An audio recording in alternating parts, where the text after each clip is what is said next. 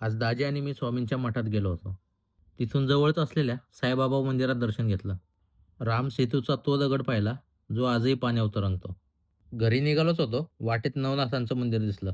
दर्शन घेतलं. देवाची इच्छा असेल तर तो कधीही आणि कसंही आपल्याला त्याच्याजवळ बोलवतोच. रात्री मग गेलो पिक्चर बघायला. आनंद आली बहार. आपल्या सगळ्या पोटभाषा आणि आपली मराठी भाषा टिकायला ना मराठी मिरची शाळा पाहिजे. आम्ही आमची माय मराठी मरू देणार नाही.